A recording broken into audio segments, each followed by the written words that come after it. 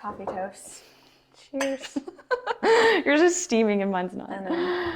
Okay, guys. This is Ellie and Gina here with Vulcan Nutrition. We had the great idea today, actually, from Gina, that we're going to start trying to put some podcast content out there just because we have a lot we want to talk about. And I think this is a great medium, a bit more long form than Reels, to kind of just share some of our thoughts and ways that we can hopefully help you guys with nutrition. So real quick, Gina, tell everyone a little bit about yourself. I know we just see your face on Insta. So who are you? What are your credentials? And maybe why are you like passionate about nutrition? Okay.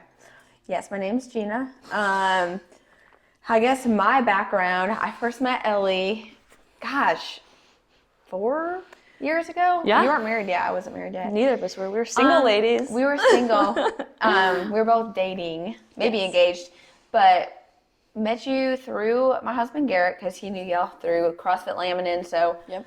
I used to compete in CrossFit. Those days are gone. Still the fittest person I know. Absolutely not true. Absolutely not true. Yes. And I got my master's in exercise science I graduated from the University of South Alabama, started at the University of South Carolina. I forget that. Mm-hmm. So I did 1 year in South Carolina, finished in Alabama, and really thought I was going to pursue getting a PhD. I love research and teaching, and that's kind of where my passion stems from with nutrition, because I feel like there is a huge education component to it. Yep. So as much as I love fitness, as much as I love to program and do all of that, I really like nutrition because I feel like there's just a huge gap. I mean, with the education component, and there's a lot of false information out there. So just kind of sifting through that and helping people. I mean, we'll talk about it, but there's not black and white necessarily with nutrition. Right. So, and it's really hard to know who to trust too, because there's so much content out there. And so we find clients come to us all the time, just say there's so much information that's conflicting. Who do I believe? And so we hope we can be just a source of of truth when it comes to nutrition, just reality check. It may not be fancy. It's not going to be the stuff that really sells, but it's not the 20 pounds in 20 days fix. Right. And that's this podcast that we're bringing back. The purpose of Impetus Health was exactly what you were saying, is how can we educate people on nutrition and health so that they can be preemptive and proactive with their health, rather than, oh crap, I'm in a hospital now I have to scramble to regain a lot of my health. So I love that you said that, because that's kind of how this podcast started anyway. And then y'all know a little bit about me just because I've talked on this podcast before, but nursing is my background, and I just experienced what I call the dichotomy of proactive and reactive healthcare, where I was in an emergency setting, pumping people with meds, really giving them the quick fix. And then there would be people who were hungry for that education piece, that wanted to get off their blood pressure medication, that wanted to get off their statin. They just didn't know where to start. And it's almost like they were looking up at Mount Everest, like, this is just insurmountable. I don't know where to start, and I love when we work with clients, just starting with like the basics. Like, you don't have to have it all figured out, and you will make progress just starting somewhere. So that's a little bit about my background, but Gina and I love getting to work together. It's so much fun because we're really good friends outside of this setting. Yes. But getting to work together is so much fun. So the podcast today is just something that we were kind of talking about before we started recording, is why behavior change is so important as the foundation in the way that you view your nutrition and just health in general. And I want you, Gina, to kind of preface this about why you believe it's so important, behavior change, and then we'll dive into it a little bit. But where did you kind of get into that? Yeah, I felt like, most people start with the action. So we say, I'm going to change said behavior, whether that's I'm going to start walking a ton, I'm going to start eating more fruits and vegetables, protein, which are all great things. Mm-hmm. But we never actually started with the mindset piece. So we never first said, let's address the thought and change that behavior, because then the action follows. So if we first start with the brain, okay, we have to kind of shift about how we, number one, view ourselves, which you talk about a lot with your identity component. You have to change how you view yourself in your perception of these behaviors, and then those actions follow. So it's not, I'm going to just, rip the Band-Aid off. All of a sudden, I'm someone who never works out, never eats protein. I'm doing essentially all of these things that aren't really helping me in the long run to, I'm now this person who works out every day, gets in my water, gets my sleep, gets my steps. That is very overwhelming. Yeah. So how do we first change your thoughts about who you are and slowly trickle, the downstream effects? And then all of a sudden, it's like one day you wake up and you're doing all of these things you could never dream of, but it's because we took these small, slow steps. But again, that doesn't settle. Right. And something I just thought about as you were talking, my natural propensity as a person is to sit down and make a list of, for example, New Year's comes around. Okay, I'm going to drink this amount of water per day. I'm going to work out for an hour, 5 days a week, and I'm going to check it off my list. Mm-hmm. And that's great for a few days. But how do you make that behavior change first? And I don't know if you even have an answer to this, but do I sit down and just say mantras of I'm a person who works out 5 days a week? Like, where do you start with behavior change? And I'll piggyback off you, but I'm curious. Yeah, I think you have to address it mentally, what are your barriers? And this is where working with a coach is really helpful. Yeah. Because if I'm sitting here by myself trying to figure out okay, what is my biggest barrier to exercise? What is my biggest barrier to eating breakfast every day? That's hard. And sometimes you need someone to be asking you those questions to really identify and diagnose what's going on. Yeah. And so I think if you can, number one, have a coach, but number two, figure out what the lowest hanging fruit is. So what is that one thing? And I like to focus on one thing. And sometimes when you're really motivated on January 1st, which is most people, you want to do all of the things, but it's what is one thing that you feel confident you can do forever, but also you understand it's going to be some work. And there's a fine line. There really is a fine line. And so, most people know the basics. So it's identifying which one of those things that you feel you are the most ready to change. Because I feel like once you start to see progress in one thing, a lot of other things follow. Absolutely. And going to an Instagram post that I made a few weeks ago, you can find it on our page, but about how weak belief leads to weak commitment. I think that's one way that would be really beneficial to start when you're trying to change a behavior or just general perception of health in general. If I don't believe that getting 10,000 steps a day is going to improve my health, if I think that that's just nothing because I'm a CrossFitter and I have to work out for 2 hours a day to get a good workout, then I will never do what's required to get 10,000 steps a day. I'll think it's a waste of time. I won't park far away at the grocery store.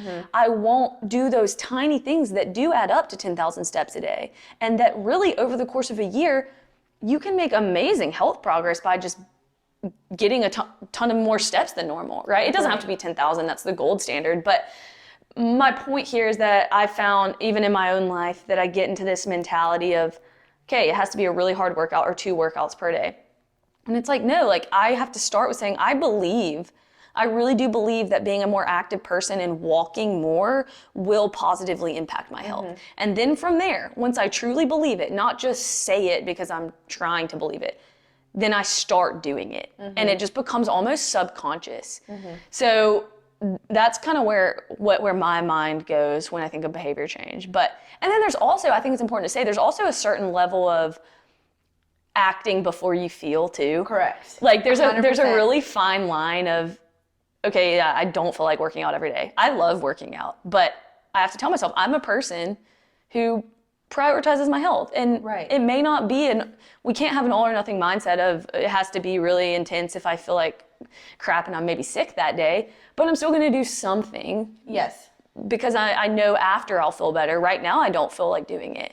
Yeah. So there's a fine line of acting first and then feelings follow. Yes. And I was going to say that sometimes it's not just, okay, I need to, you don't have to have these grand feelings of, okay, now I feel ready. But sometimes just doing the action, the feelings follow. Yes. And then you know what it feels like after. And it always comes back to this whole, we are a society of instant gratification. I mean, that is why the 20 pounds in 20 days sells. That is why doing, these very, very, very hard meal plans, I'm not going to get into specific diets that, are super, super restrictive, but you see progress very quickly, sell more than, okay, I'm going to do these slow changes, because now it's taking a lot longer. So you are practicing delayed gratification. You might not see the effects of walking 10,000 steps every single day for 3 months. Yeah.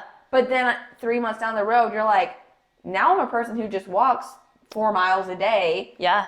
And I like that. And I always have to bring myself back to, it doesn't have to be this hour-long walk up a 10% incline. In the pouring rain. In the pouring rain. And I love walking, so I'm fine with that. I know not everyone does. Not everyone has an hour to dedicate towards that. So it is finding those small pockets of time throughout the day. Yes. And I have totally transformed the way that I do that now. So after my workout, can you go for a 10-minute walk before you get in your car? Yep. In the morning or after dinner, can you go for a 10-minute walk with your kids, with your spouse, with your dog, with a friend? Can you go for 10 minutes? Yes, and even a perfect example, your husband right now is on the phone outside pacing, in the garage. There's so much value in that. Half the time I'll be sitting at my desk on a phone call and I'm like, wait, I could just go walk while I'm talking. It doesn't have to be intense. I don't have to go put my tennis shoes on. Yeah. I can do it barefoot. I can do it in flip-flops. Yeah. We'll do another podcast on this later, but there's no perfect hard and fast line for these things. Sometimes it's just doing the best you can with what you have, and you have to believe that there is value in that. There's value in walking on the phone barefoot. It doesn't have to be a formal walk, right? Yeah. So, and going off that, and if there's something else you want to say on that, interrupt me, but you kind of mentioned, I want you to talk a little bit to feedback loops and how we are, as humans, we sometimes need to feel the effects of something to understand maybe that was a positive response or a negative response. I maybe feel terrible or I feel good. And, with a walk, for example, not feeling like you want to do it, but then feeling amazing after, or just kind of talk a little bit about what we were talking about earlier with feedback loops and how sometimes with nutrition and health, we need to play off of those.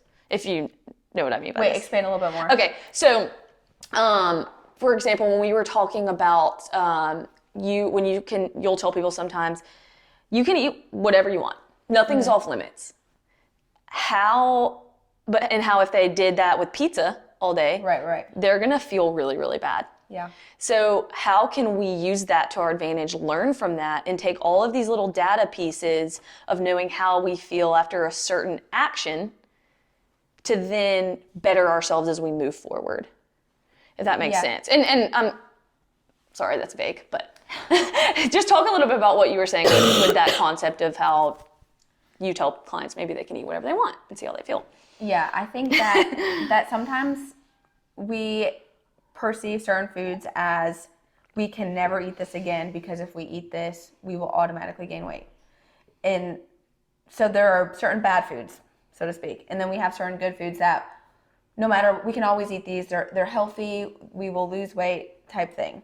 So I think if we remove that component in the brain and say, if I gave somebody the freedom and said, you can truly eat whatever you want for a day. I mean, someone may choose pizza all day. Someone may choose crumble cookie. Whatever it is, you might do that for a day, 2 days, maybe 10 days. Guaranteed, you will have a negative response in how you feel. Like, you probably won't have the energy to go do a walk, a workout, or maybe you do and you realize, wow, this doesn't feel good. My stomach hurts so bad. Right, my stomach hurts so bad. I don't have the energy. I'm just tired all the time. And so that is feedback to you to say, I don't really enjoy doing this. And so that gives you the affirmation of, okay, I actually do feel better when I'm incorporating other behaviors, whether that be eating your protein, eating your vegetables, whatever that is. So we all think that if we were given unconditional permission to do a certain behavior, usually we would say, well, I would never work out or I would never go on a walk. When in reality, that's probably not the case. But we go from these extremes of you think you're doing everything wrong to wanting to do everything right. And that switch doesn't flip. And that's when we kind of got into like, we start to have these two identities of I'm doing really good. And I can't tell you how many people say that to me. I'm doing really good right now. I'm not eating past 6 o'clock, or I'm not eating any sweets. And we don't have two identities. Like, we need to remove that and realize you can have whatever you want, but there's a balance between it all. And so always coming back to that, I think, is important. And there's so much I want to say on that. The reason I brought it up is because that is a behavior change mentality. It starts with understanding that there's no perfect way of doing things. You're not going to make faster progress just because you don't eat past 7 p.m. And I think you have to take that feedback and that affirmation that you were talking about with, okay, after this Chick-fil-A meal, I did not feel good, right? It had a negative effect on other things that I wanted to do in my day. Having high energy as a mom and being able to take care of my kids, doing an afternoon walk with my dog, the things that I want to do. Did this action over here, was it worth it in the sense of how it affected everything else I want to do? And I follow a girl named Meredith. She's in Birmingham, but she's a really successful nutrition coach. And she has this term called asking yourself if X behavior is a worth it indulgence. And sometimes the answer is absolutely yes. If enjoying my fries at Chick-fil-A is a worth it indulgence for me when I go once every 2 weeks, absolutely I'm going to do it.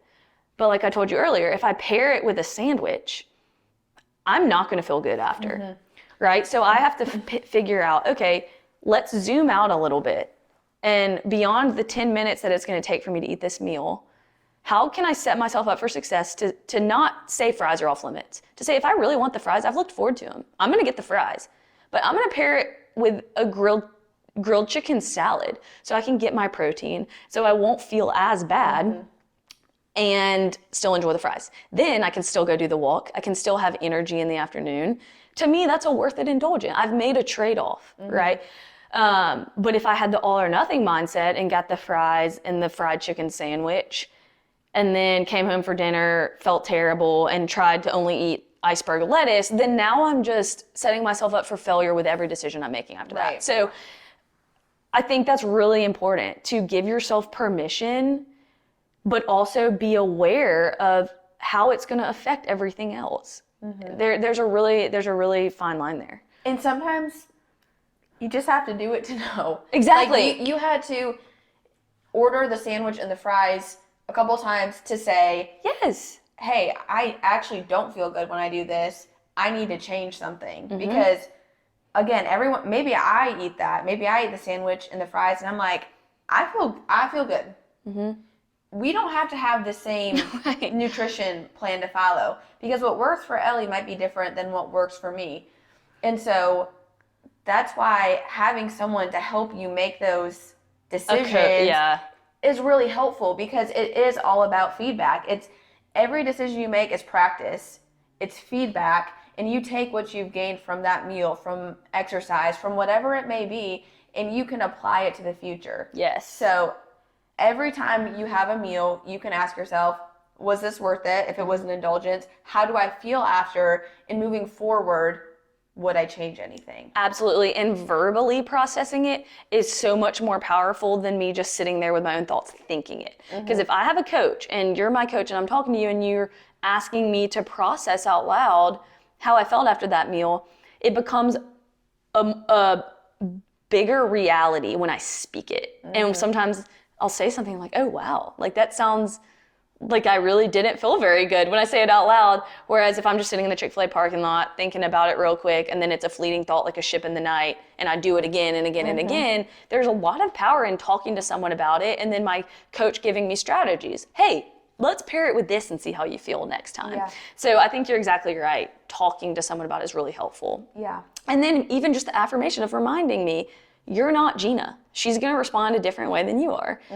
We need that reminders because I think we've constructed all of these hard and fast rules around nutrition because we've taken pieces from all of these fad diets and nutrition experts out there who are telling us we can't eat after 7, we can't eat carbs, we can't eat this many grams of sugar per day. So then we just take it all and we have this overwhelming sense of I can never do it. Right. And it's just all piecemealed from a bunch of different random philosophies, right. you know? Yeah. And so, and it's not, it doesn't have to be that way. So anything else you want to say on that? Well, and just like you have a completely different training regimen than I do. Yeah. We sleep different. We have different stress levels. We have different day-to-days. So rules or things that you follow, guidelines you follow that you know make you feel good, again, could be different for me, and that's okay. Yeah.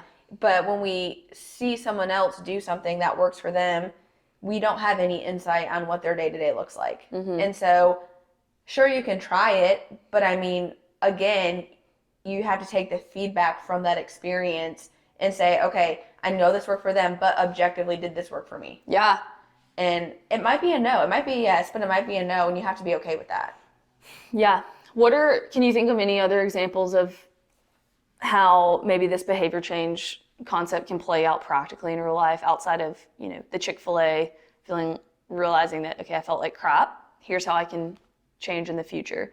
Maybe, and we've already talked about steps, or is there anything else in regards to behavior change that might be worth bringing up around nutrition that you can think of?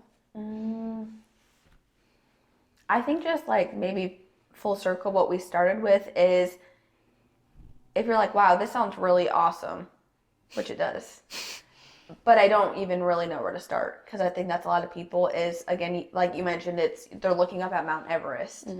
And a lot of people have multiple things they want to work on but can't really pinpoint the one thing. And we kind of talked about it in the beginning of like picking the thing that you feel the most ready to change. But I think once you decide on that thing, and I'm not even going to say a specific thing because for everyone it's going to look a little bit different. Yeah. But it's after you pick your thing, is you have to realize that you are not going to be perfect in that. It's like asking yourself to start something brand new and then you're 100% spot on. Like, you have to be okay knowing you will have a time where you think, I didn't do well at this. And you have to be okay with that and take that and apply it to the future. But it is the build up over time, every single day, of those small things. And again, that does not sell because it's not glamorous, and it's hard to teach. It is very hard to teach. It's hard to teach, and it's a slow process. But if you are truly, and we also talked about this, we don't have a weight loss problem here. We have, okay, we've lost the weight and now we need to keep it off. No one talks about that. You can lose 20 pounds, but how do you lose 20 pounds and keep that off forever if you're doing something you hate? And the answer is you can't, because whatever you do to lose the weight, you have to be willing to do that for the rest of your life to keep it off.